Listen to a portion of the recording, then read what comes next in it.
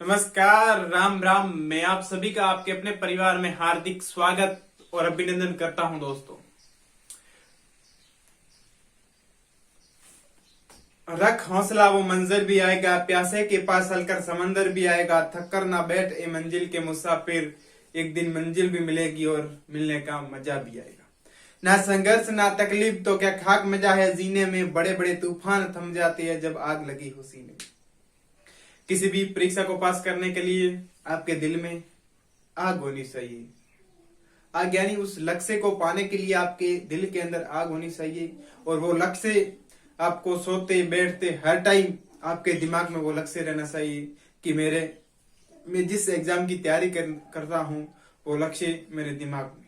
अगर ये टारगेट आप लेके चले तो मैं दावा करता हूँ कि आपका सिलेक्शन होने से कोई नहीं रोक सकता। उसके लिए आपको मेहनत की आवश्यकता होगी। अगर राजस्थान जीके की तैयारी करना चाहते हो तो जुड़े रहे मेरे साथ, जिसके अंदर मैं आपको राजस्थान का संपूर्ण जीके, कला संस्कृति, इतिहास एवं भूगोल के बारे में विस्तार से जानकारी दूं। मित्रों, हमारी चर्चा जारी थी राजस्थान की कला संस्कृति के ऊपर, और उसके अंदर हमारी चर्चा जारी थी राजस्थान के लोक संत। राजस्थान के लोक संतों के ऊपर हमने बात की, जिसके अंदर हमने सर्वप्रथम राजस्थान के सगुण भक्ति, उसके बाद राजस्थान में जो निर्गुण भक्ति परंपरा वाले संत थे उसके ऊपर हमने विस्तार से बात की थी। चर्चा जारी थी संत एवं संप्रदायों के ऊपर। मित्रों, ये संत एवं संप्रदाय का टॉपिक है ये मित्रों बहुत बड़ा है। लगभग हमारी कह सकते हैं हमारी सात से 8 क्लासे 9 क्लासे होगी हमारी इस संत एवं संप्रदायों के ऊपर, जिसके अंदर हमने विस्तार से राजस्थान के जो महत्वपूर्ण संत थे, भक्ति परंपरा जो सगुण भक्ति वाले थे, निर्गुण भक्ति वाले थे, उसके ऊपर हमने विस्तार से बात कर ली। सगुण के अंदर हमने मीराबाई, उसके बाद जो गौड़ियस, उसके बाद जो राजस्थान के अंदर जो संप्रदाय आते हैं उस संप्रदाय के ऊपर हमने विस्तार से बात की। और आज हम राजस्थान के अंदर जिस भक्ति के बारे में बात करेंगे जिसका नाम है मिश्रित भक्ति परंपरा, यानी वह भक्ति परंपरा जिसके अंदर सगुण और निर्गुण दो ही भक्ति आती है। सगुण एवं निर्गुण दो ही भक्ति आती है, यानी जो भक्ति परंपरा है उस भक्ति परंपरा को क्या कहते हैं? मिश्रित भक्ति परंपरा कहते हैं। मिश्रित में यानी भगवान का आकार भी माना जाता है, और भगवान का आकार भी माना जाता है, और कहा जाता है कि भगवान हर जगह व्याप्त है, भगवान सर्वव्यापी है, भगवान एक ही स्थान नहीं है, भगवान हर मनुष्य के अंदर व्याप्त है और हर जगह भगवान व्याप्त है। लेकिन उसको हमारे देखने की दृष्टि अलग है। भगवान हर जगह व्याप्त है। तो उसके अंदर हम राजस्थान के 3-4 संत जो महत्वपूर्ण इस भक्ति परंपरा के अंदर संत आते हैं, जिसका नाम है चरणदास जी, संत माव जी और हरि सिंह सांकला, जिसके ऊपर आज हम विस्तार से बात करेंगे। और उसके बाद में हमारे जो संत छूट गए हैं, धन्ना जी है, पीपा जी है और रेजाती, ये 3 संत जो सगुण भक्ति जो निर्गुण भक्ति परंपरा वाले थे वो छूट गए थे। उसके ऊपर हम कल विस्तार से बात करेंगे। आज हम इसके ऊपर बात कर रहे हैं। तो आज हमारी चर्चा जारी है मिश्रित भक्ति परंपरा ऊपर, और मिश्रित भक्ति परंपरा के ऊपर हम सर्वप्रथम बात करेंगे जिसका नाम है हरि सिंह सांकला। कौन है हरि सिंह सांकला? हरि सिंह सांकला के पहले जीवन परिचय के बारे में देख के मित्रों कहा जाता है कि हरि सिंह सांकला पहले एक डाकू थे। क्या थे? डकैत थे, यानी चोरियां करते, धन लूटते। और ऐसा कहा जाता कि जब हरि सिंह की मुलाकात राजस्थान के प्रसिद्ध संत जिसका नाम है हड़बू जी से हो जाती है, तो हड़बू जी ने जो उपदेश दिए उस उपदेशों से हड़बू जी से प्रभावित होकर इन्होंने डकैत त्यागा और भक्ति परंपरा के अंदर जुड़ गए। और इन्होंने भक्ति की। भक्ति करने के बाद में इन्होंने अपने जो जीवन में उपदेश प्राप्त किए थे उस उपदेशों को जनता तक पहुंचाने के लिए इन्होंने एक संप्रदाय की स्थापना की, जिसका नाम है निरंजनी संप्रदाय। क्या है निरंजनी संप्रदाय? और इन्होंने ग्रंथ भी लिखे जिसका नाम है भगवती संवाद, और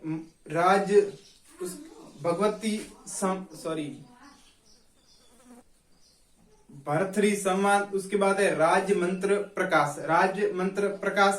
ये महत्वपूर्ण 2 ग्रंथ लिखे। तो बात करते हैं पहला इसके सामान्य परिचय के बारे में देखें तो जन्म हुआ था कापड़ोद और ये कापड़ोद पड़ता है हमारा कापड़ोद पड़ता है ये हमारा नागौर के अंदर। कहाँ पड़ता है? कापड़ोद पड़ता है हमारा नागौर के अंदर कापड़ोद पड़ता है। उसके आगे बात करें तो प्रभावित हुए, किससे प्रभावित हुए? प्रभावित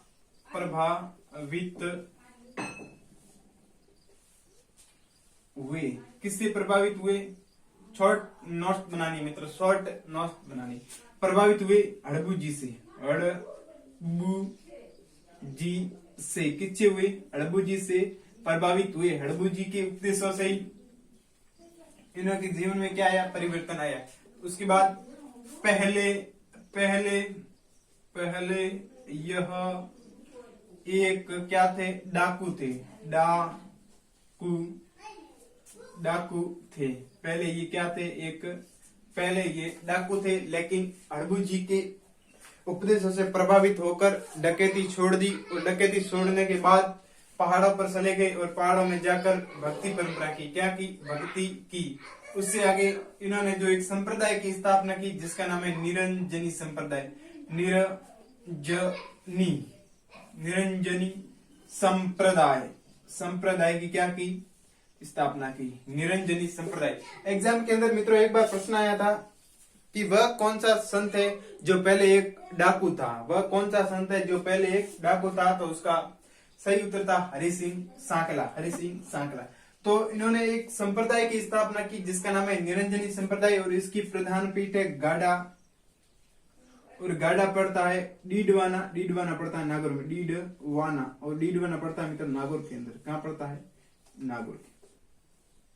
उससे आगे बात करें तो इस संप्रदाय की तो तीन महत्वपूर्ण ग्रंथ है। ये यहाँ पर स्थापना की तो ये क्या हो जाएगी? इसकी प्रधान पीठ हो जाएगी। क्या हो जाएगी? प्रधान पीठ कहाँ पर है? गाड़ा, और गाड़ा पड़ता है हमारा डीडवाना नागौर के अंदर। तो इस संप्रदाय के जो प्रमुख ग्रंथ है, यानी हरि सिंह जी ने जो प्रमुख ग्रंथ लिखे थे, पहला है भरथरी संवाद, और उसके बाद में दूसरा ग्रंथ है मंत्र राज प्रकाश। क्या है? मंत्र राज प्रकाश। उसके बाद में एक ग्रंथ देखने को मिलता है जिसका नाम है वृदावली। ये तीन ग्रंथ महत्वपूर्ण हैं। वृदावली, भगीरथी संवाद, उसके बाद मंत्र राज प्रकाश। कौन सा मित्रों? मंत्र राज प्रकाश। तो ये थे हमारे हरि सिंह सांकला।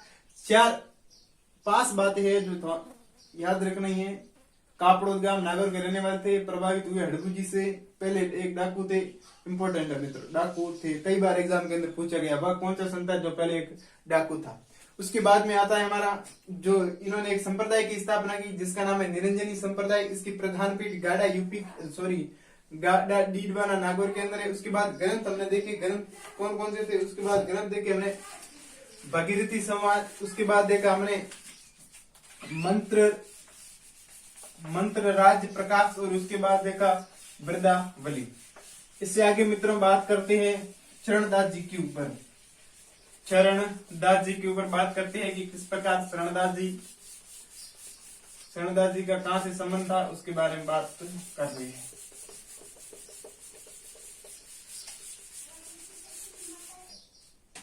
संत चरणदास जी, मित्रों हेडिंग लगा दो, संत चरणदास जी।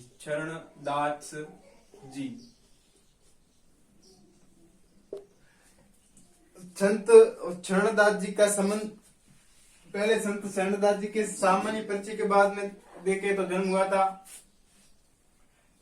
हुआ था संत चरणदास जी का डेहरा गांव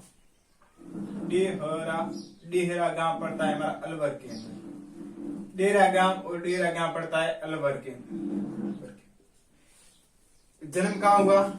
जन्म हुआ डेरा गांव अलवर में। मित्रों इसके माता पिता के बारे में बात करें, माता पिता के बारे में बात करो तो पिताजी का नाम था मुरलीधर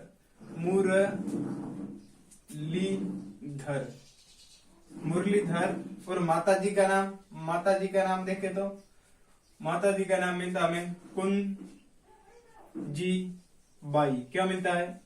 कुंजी बाई। सामान्य परिचय के बारे में देखा, उसके बाद हम देखे बचपन का नाम। बचपन का नाम मिलता है रणजीत। क्या मिलता है? रणजीत मिलता है। रणजीत मिलता है। क्या मिलता है? रणजीत मिलता है। उसके बाद में बचपन का नाम रणजीत मिलता है। और उससे आगे बात करें, उससे आगे गुरु का नाम महत्वपूर्ण है, जिसका नाम है सुखदेव। कौन सा देव है?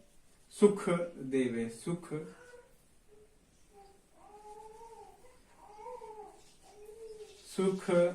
है। कौन सा देव है? गुरु सुखदेव। डेरा अलवर में जन्म हुआ। पिताजी का नाम मुरलीधर। उसके बाद माता जी का नाम कुंजूबाई।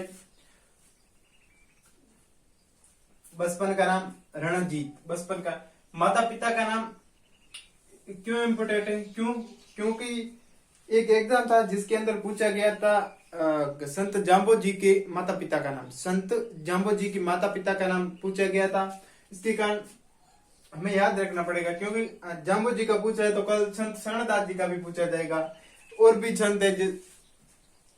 संत है उसके बारे में भी, जो प्रसिद्ध संत है जैसे जसनाथ जी है, तो प्रसिद्ध संत है, इसके माता पिता के बारे में पूछा जा सकता है एग्जाम के अंदर। तो हमें ध्यान रखना चाहिए। क्या रखना चाहिए? ध्यान रखना चाहिए। तो ये थे हमारे संत शरणदास जी। उसके बाद में संत शरणदास जी ने एक भविष्यवाणी की थी। संत शरणदास जी ने एक भविष्यवाणी की थी। क्या भविष्यवाणी की थी? उन्होंने भविष्यवाणी की थी कि आने वाले समय में भारत पर नादिर शाह नामक शासक का क्या होगा? आक्रमण होगा। नादिर शाह नामक शासक का भारत पर क्या होगा? आक्रमण होगा। ये किसने कहा था? जसनाथ जी ने कहा। सॉरी, शरणदास जी ने कहा था। भविष्यवाणी की थी।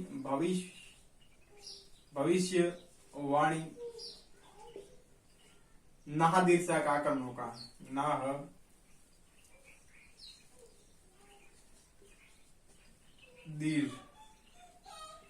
नादिर शाह का आक्रमण होगा। किसने भविष्यवाणी की थी? संत शरणदास जी की। नेपोलियन को क्या कहते हैं?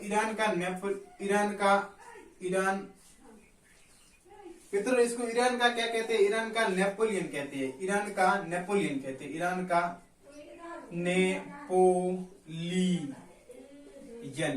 नेपोलियन कहते हैं। ईरान का क्या कहते हैं? नादिर शाह को ईरान का नेपोलियन कहते हैं। तो इसी के आगे बात करें तो इसको भारत का नेपोलियन किसी कहते हैं? मित्रों नोट लगा के लिख लो, एग्जाम के अंदर कई बार पूछा गया है। भारत का नेपोलियन कहते हैं समुद्रगुप्त को। समुद्रगुप्त को कहते हैं। समुद्रगुप्त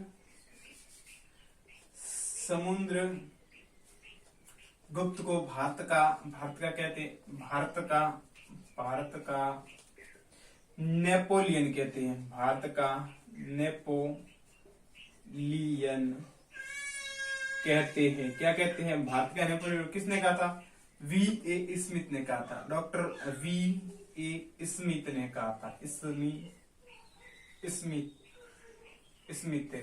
V.A. स्मिथ ने कहा था। क्या कहा था? चंद्रगुप्त मौर्य को भारत का क्या? समुद्रगुप्त को भारत का क्या कहा? नेपोलियन का।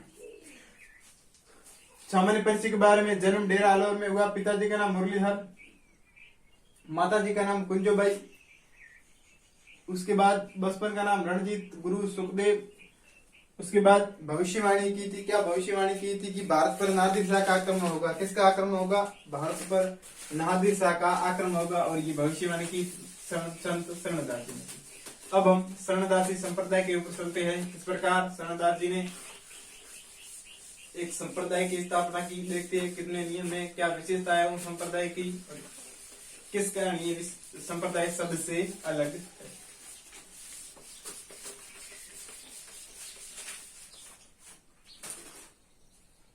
संप्रदाय देखे तो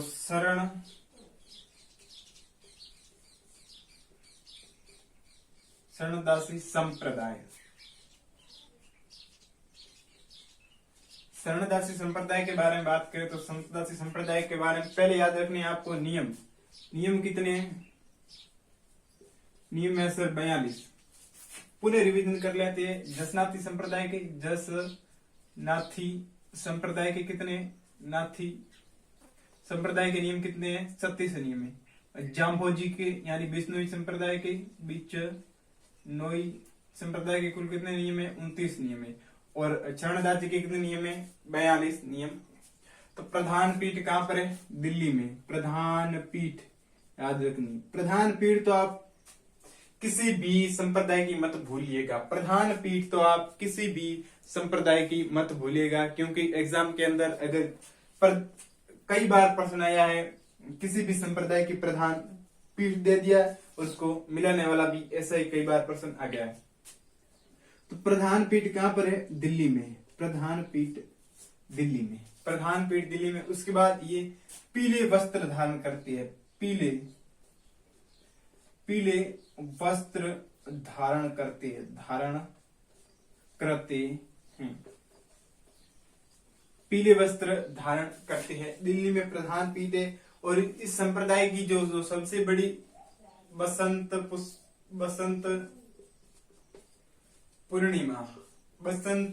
पूर्णिमा जो कब आती है? माघ पूर्णिमा को इस संप्रदाय का जो सबसे बड़ा त्योहार है वो माघ पूर्णिमा, जैसे क्या कहते हैं? बसंत पूर्णिमा कहते हैं। यहाँ मेला लगता है। कहाँ पर लगता है? दिल्ली में। इस संप्रदाय का सबसे बड़ा मेला लगता है। कब लगता है? बसंत पूर्णिमा को। और बसंत पूर्णिमा कब आती है? माघ महीने की पूर्णिमा, जिसे बसंत पूर्णिमा कहते हैं। तो ये इस संप्रदाय का जो सबसे बड़ा त्योहार है, जिसका नाम है बसंत पूर्णिमा। उसके बाद अनुयायी क्या कहलाते? अनुयायी यानी इस संप्रदाय को जो मानने वाले उसे क्या कहते हैं? अनुयायी कहलाते हैं। क्या कहलाते हैं? आजिया कहलाते हैं। अनुयायी क्या कहलाते हैं? इस संप्रदाय के जो अनुयायी होते हैं उसे क्या कहते हैं? आजिया कहते हैं। आजिया कहते हैं। एक इंपॉर्टेंट बात है ये है कि जो जयपुर का शासक था मान सिंह, जिसका संबंध तो नाथ संप्रदाय से था। किससे? नाथ संप्रदाय से था, जिसके कारण मान सिंह ने अपना नाम माननाथ कर दिया था। क्या रख दिया था? माननाथ। लेकिन जो सवाई प्रताप सिंह जिसका संबंध शरणदासी संप्रदाय के क्या थे? ये अनुयायी थे। यानी प्रताप सिंह शरणदासी संप्रदाय के क्या थे? अनुयायी थे। तो ये हमने बात की शरणदासी संप्रदाय के बारे में। अनुयायी क्या कहलाते हैं? आजिया कहलाते हैं। नियम कितने हैं? 42 नियम है। प्रधान पीठ दिल्ली में। पीले वस्त्र धारण करते हैं। और बसंत पूर्णिमा यानी माघ पूर्णिमा के दिन मेला बढ़ता है। कहाँ पर बढ़ता है? दिल्ली के अंदर बढ़ता है। कहाँ पर बढ़ता है मित्रों? दिल्ली के अंदर मेला बढ़ता है।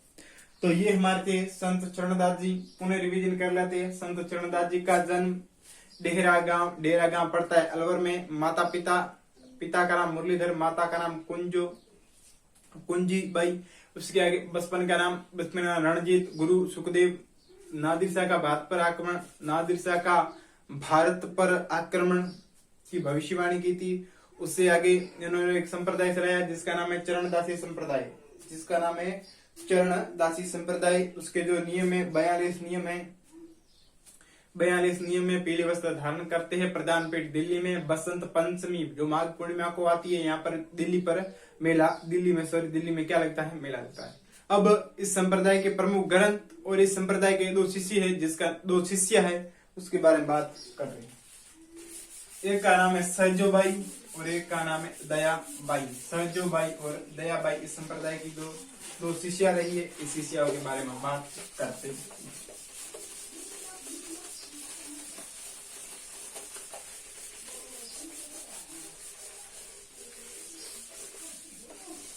तो पहले इस संप्रदाय की शिष्यों के ऊपर बात करें तो शिष्या पहली एक शिष्या नाम जिसका दयाबाई जिसका ग्रंथ है दया प्रकाश। विनय मलिक। क्या है? विनय मलिक के ग्रंथ। विनय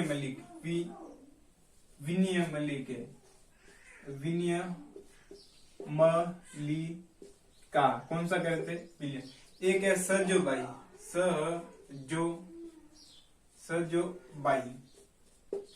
सहजो भाई जिसका ग्रंथ है सहज प्रकाश। क्या है? सहज प्रकाश। और इसे मत्स्य की मीरा कहते हैं। इंपॉर्टेंट बात है, क्या मत्स्य की मीरा किसे कहते हैं? मत्स्य,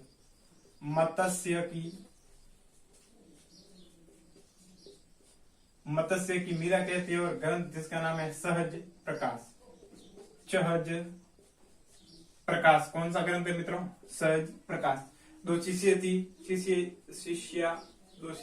जिसका नाम है, पहला दयाबाई विनय का इसका ग्रंथ है। उसके बाद सहजोबाई जिसे मत्स्य की मीरा कहते। मत्स्य कौन सा? जो अलवर वाला इलाका है ना, अलवर और भरतपुर वाला इलाका है जिसे मत्स्य कहते। उसके बाद में इसको क्या कहते हैं? सॉरी, इसके दो ग्रंथ है जिसका नाम है सहज प्रकाश। अब संत शरणदास जी की ग्रंथ है, उसके ऊपर हम बात करते हैं। संत शरणदास जी का ग्रंथ कौन सा है? ब्रह्म सागर है, ब्रह्म सागर है, ज्ञान समुद्र है, ब्रह्म सागर, ज्ञान समुद्र। और दो और महत्वपूर्ण है, ब्रह्म सागर, ज्ञान समुद्र, भक्ति सागर, ब्रह्म सागर, ज्ञान समुद्र। भक्ति सागर, भक्ति सागर, उसके बाद ज्ञान समुद्र, सॉरी भक्ति सागर, ब्रह्म सागर, ब्रह्म सागर, ब्रह्म सागर।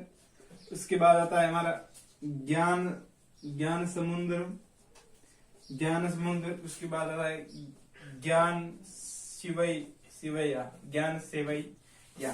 तो ये हमारे कितने हैं? 4 ग्रंथ है, भक्ति सागर, ब्रह्म सागर, ज्ञान समुद्र और ज्ञान सिवैया, ज्ञान सिवैया। तो ये थे मित्रों हमारे शरणदास जी। क्या थे? शरणदास जी की जो शरणदास जी जिस संप्रदाय की स्थापना की थी, शरणदास जी संप्रदाय के ऊपर हमने विस्तार से बात की। उसके बाद में हमने इसके जो दो शिष्य थी उसके ऊपर हमने बात की। इंपॉर्टेंट है मित्रों, ये देखो सहजबाई, ये देखो सहजबाई के क्या कहते हैं? मत्स्य की मीरा कहते हैं, मत्स्य की मीरा कहते हैं। वागड़ की मीरा किसे कहते हैं? यहाँ पर पुनः लिख देते हैं, वागड़ की मीरा किसे कहते हैं? वागड़ की मीरा किसे कहते हैं? वागड़ की मीरा कहते हैं गवरी बाई को, गवरी बाई को कहते हैं। किसे कहते हैं? गवरी बाई को कहते हैं। वागड़ की मीरा किसे कहते हैं? गवरी बाई को कहते हैं। याद रखना, ये नोट लगा के यहाँ पर लिखो, हालांकि मैंने लिखवा दिया, याद रखो। वागड़ की मीरा गवरी बाई को कहते हैं। उससे आगे मित्रों, आगे हम बात कर रहे हैं जिसका नाम है संत मावजी। और संत मावजी का संबंध कहाँ से? डूंगरपुर से है। तो संत मावजी के ऊपर बात कर रहे हैं। संत मावजी का संबंध कहाँ से है ये भी बात करेंगे। माता पिता के नाम के बारे में बात करेंगे।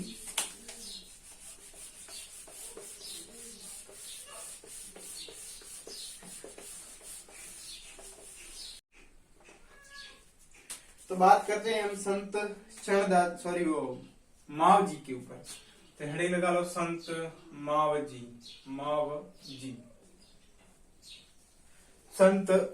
संत मावजी का जन्म सबला गांव, और सबला गांव पड़ता है डूंगरपुर में, सबला गांव डूंगरपुर में हुआ। पिताजी का नाम दालम हरिसी था। क्या था? दालम हरिसी था। और माता का नाम केसरबाई था। क्या था? माता का नाम केसरबाई था। और इसे क्या कहते हैं? वागड़ का धनी कहते हैं। वागड़ का धनी क्यों कहते हैं? क्योंकि जो संत मावजी का जो एरिया था, जो बेल्ट था, वो वागड़ था। और वागड़ में इनकी क्या है? सर्वाधिक मान्यता है। इस कारण इसे क्या कहते हैं? वागड़ का धनी कहते हैं। वागड़ जो डूंगरपुर और बांसवाड़ा वाला इलाका का जो भौतिक प्रदेश है उसे क्या कहते हैं? जो भौतिक भाग है उसे क्या कहते हैं? वागड़ प्रदेश कहते हैं। क्या कहते हैं? वागड़। तो जन्म कहाँ हुआ है?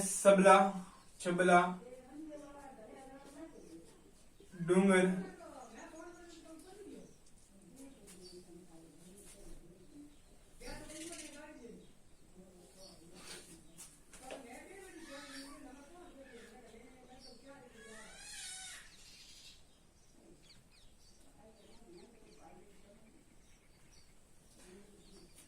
तो जन्म कहाँ हुआ? छबला गांव डूंगरपुर में हुआ। उसे क्या कहते हैं? वागड़ का धनी कहते हैं। वागड़ का धनी कहते हैं। क्या कहते हैं? वागड़ का धनी कहते हैं। और एक है भगवान विष्णु का कल की अवतार कहते हैं। भगवान विष्णु का कल की अवतार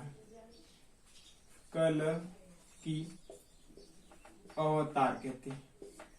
भगवान विष्णु के अवतार कितने हैं? 9 अवतार हुए। और इनमें जो 10वां अवतार हुआ है वो किसका हुआ है? संत महावीर जी का हुआ है, और जिसे क्या कहते हैं, विष्णु का 10वां कल की अवतार कहते हैं। तो विष्णु का जो कल की अवतार है वो किसे कहते हैं, संत महावीर जी को कहते हैं।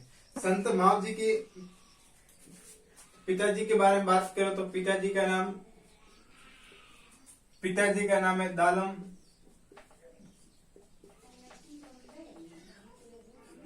दालम ऋषि। कौन है, दालम ऋषि।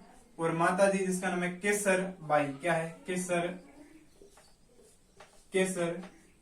बाई। माता जी का नाम क्या है, केसर बाई है। तो उससे बाकी गुरु के बारे में जानकारी नहीं मिलती है।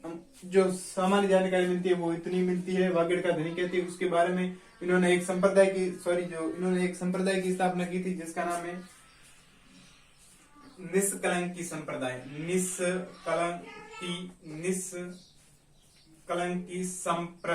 निष्कलंकी संप्रदाय। और ये निष्कलंकी संप्रदाय जिसकी प्रधान पेट कहाँ पर है, भैणेश्वर डूंगर, सबला गांव डूंगरपुर में। सबला गांव कहाँ पड़ता है, डूंगरपुर में। क्या है यहाँ पर, क्या है, प्रधान पीठ है। और इन्होंने एक धाम की स्थापना की जिसका नाम है बेणेश्वर धाम। जो तो हर एग्जाम के अंदर पूछा गया है।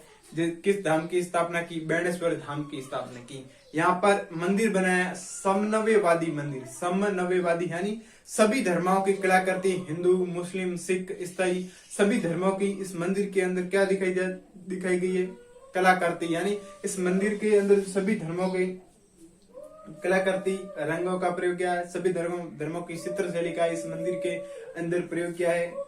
तो ये मंदिर था जिसका नाम है, जो मंदिर कौन सा है, बेणेश्वर धाम है। बेणेश्वर कौन सा मंदिर है, बेणेश्वर मंदिर कहाँ पर है, डूंगरपुर के अंदर है। कहाँ पर है, डूंगरपुर के अंदर। बेणेश्वर धाम, बेणेश्वर धाम कहाँ पर है, बेणेश्वर धाम है डूंगरपुर में। कहाँ पर है, डूंगरपुर में। और इस धाम पर एक मंदिर का निर्माण करवाया, किसने करवाया, इसकी पुत्र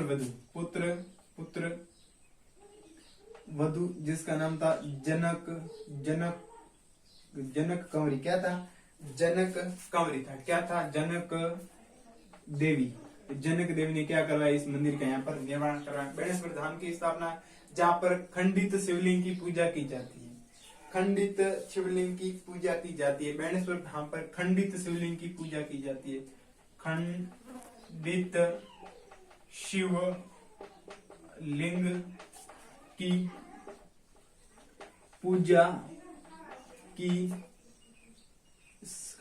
की पूजा की जाती है। तो कई बार एग्जाम के अंदर पूछा है। और यहाँ पर माघ पूर्णिमा को मेला लगता है। कब लगता है मेला लगता है यहाँ पर, जब मेलों के अंदर बात करेंगे तब हम बात करेंगे। माघ पूर्णिमा को मेला लगता है। और किस नदी, सोममाही जाखम नवाटापरा डूंगरपुर में। कहाँ पर पड़ता है, ये किस गांव में पूछा गया है, तो नवाटापरा गांव में है। और जिस संप्रदाय कहाँ पर है, संप्रदाय सबला गांव डूंगरपुर में। लेकिन यहाँ पर ये जो बेणेश्वर धाम है, ये किस गांव के अंदर है, ये गांव है नवाटापरा गांव में। और नवाटापुरा गांव में 3 नदियों का संगम होता है, सोम, माई और जाखम का। सोम, माई, जाखम, इन 3 नदियों का क्या होता है, इस स्थान पर संगम होता है। और इस स्थान के संगम पर एक धाम की स्थापना की। किसने की, संत महावीर जी ने। जिस धाम का नाम है बेणेश्वर धाम। और यहाँ पर भगवान शिव की खंडित, यानी भगवान शिव का जो खंडित है वो खंडित टूटा हुआ है। भगवान शिव का जो शिवलिंग है वो शिवलिंग कैसा है, खंडित यानी टूटा हुआ है, की पूजा की जाती है। और ये किस स्थान पर है, नवाटापुरा। और नवाटापुरा डूंगरपुर के अंदर पड़ता है। और यहाँ पर मेला लगता है माघ पूर्णिमा को। माघ पूर्णिमा जिसे क्या कहते हैं, बसंत पूर्णिमा कहती है। बसंत पूर्णिमा हमने बात की थी। संत शरणदास जी का मेला कब लगता है, संत शरणदास जी की जो प्रधान पीठ है दिल्ली में, वो वहां पर मेला लगता है बसंत पंचमी यानी माघ पूर्णिमा को, यहीं पर लगता है माघ पूर्णिमा को लगता है। और इसे क्या कहते हैं? आदिवासियों का कुंभ।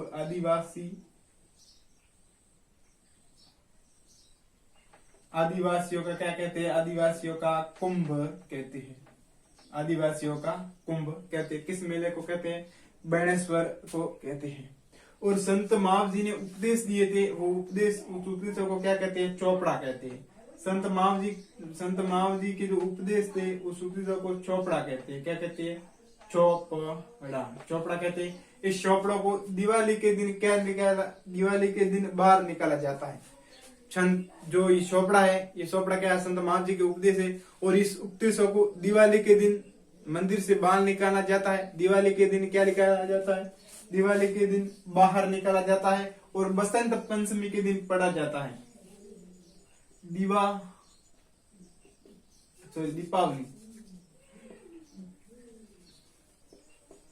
दीपावली के दिन बाहर एवं मकर संक्रांति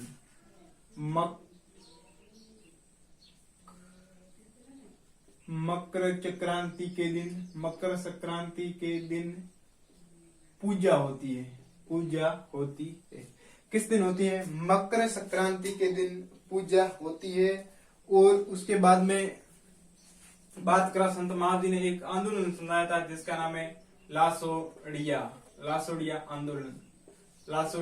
आंदोलन। एग्जाम के अंदर पूछा गया कि लाचोड़िया आंदोलन का संबंध किससे है? लाचोड़िया आंदोलन का संबंध है संत महाव जी। अगर संत महाव जी के बारे में आपको इतना ही पता है तो ये काफी है एग्जाम के लिए। संत महाव जी का संबंध, उसके अंदर भी अगर मैं इंपोर्टेंट बात करूं तो इंपोर्टेंट बात है मित्रों बेणेश्वर धाम, जो कई बार पूछा गया। बेणेश्वर धाम कहां पर है? 3 नदियों के संगम पर है। सोम माई जाकम किस स्थान पर है? नवाटापुरा। और नवाटापुरा कहां पर पड़ता है? डूंगरपुर के अंदर पड़ता है। उसके आगे बात करें तो यहाँ पर खंडित शिवलिंग की पूजा की जाती है। खंडित शिवलिंग की पूजा की जाती है। वागड़ का धनी, ये भी इम्पोर्टेंट। और लाचोड़ी आंदोलन चला, ये भी इम्पोर्टेंट है। उपदेश, और ये तो सर कई बार एग्जाम के अंदर पूछा गया। माघ पूर्णिमा को मेला लगता है। कब लगता है? माघ पूर्णिमा को मेला लगता है। विशेषकर इस बिंदु पर, और इस बिंदु पर आप विशेषकर ध्यान रखिएगा। ये जो आपको बिंदु लिखाई है मैंने पढ़ा, यही आप एग्जाम के अंदर पढ़ के जाना। और यहीं से आपको अगर संत माव जी से प्रश्न आया तो इससे बाहर नहीं जाएगा।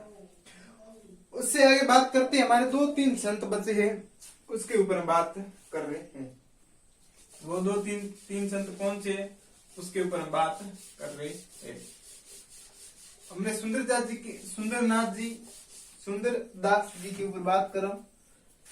सुंदरदास जी के ऊपर बात करो। सुंदरदास जी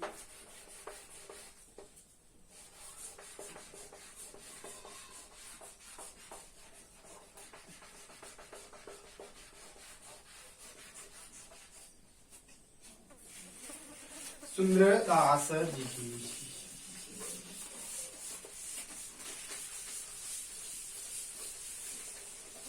सुंदरदास जी, जिसका संबंध कहां से? जिसका संबंध है दादू पंथी। सुंदरदास जी के किस शाखा संबंधित है? दादू जी से संबंधित है। और दादू जी संप्रदाय के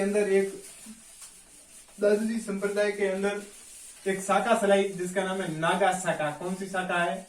नागा शाखा। और नागा शाखा किसने प्रारंभ की थी? नागा शाखा प्रारंभ की थी सुंदरदास जी। सुंदरदास जी का संबंध कहां से है? खंडेलवाल परिवार से। और खंडेलवाल परिवार आपको पता है, खंडेलवाल सीकर में रहते, खंडेलवाल परिवार से है। एक ही पॉइंट ध्यान रखना है कि दूसरा शंकराचार्य कहते हैं। दूसरा शंकराचार्य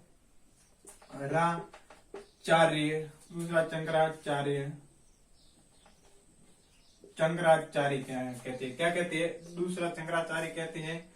और नागा शाखा की स्थापना की। क्या की? नागा शाखा की स्थापना की। और इसके जो तीन महत्वपूर्ण शिष्य थे जिसका नाम है, जिसे क्या कहते हैं? 5 खंबे। 5 महत्वपूर्ण शिष्य थे जिसे 5 खंबे कहते हैं। क्या कहते हैं? 5 खंबे कहती है। क्या कहती है? 5 खंबे। तो कौन कौन से थे? डी से याद रखना है आपको, दयाराम, सॉरी दयाराम, दयालदास, दयालदास, दामोदर। डी से हमको दामोदर याद रखना है, दामोदर दास।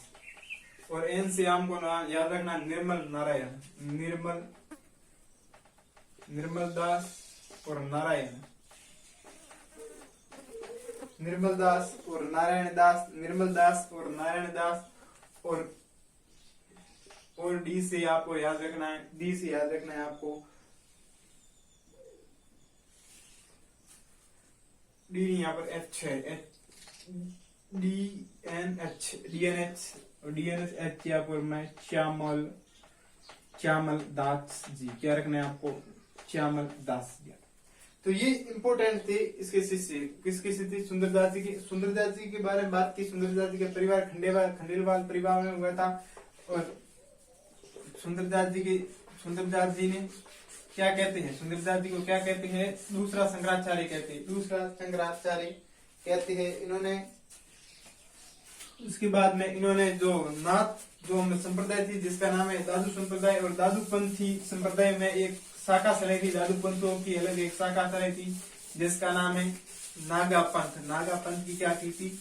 स्थापना की थी, नागा पंथ की स्थापना की थी।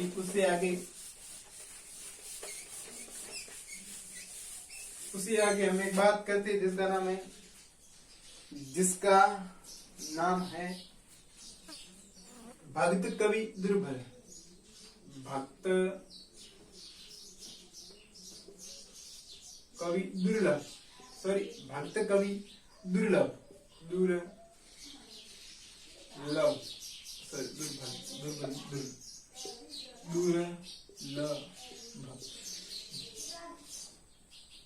भक्त कवि दुर्लभ। जिसे क्या कहते हैं?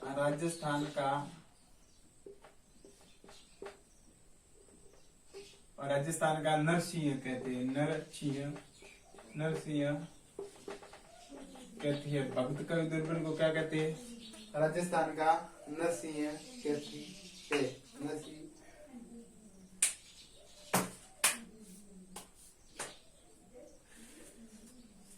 तो ये थी मित्रों हमारी आज की क्लास। आशा करता हूँ ये क्लास आपको अच्छी लगी होगी।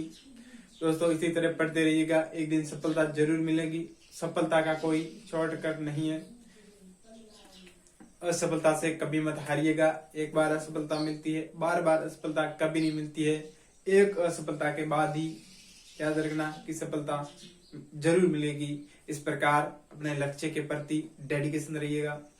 तो आज के लिए बस इतना ही। अंत में राम राम, जय हिंद।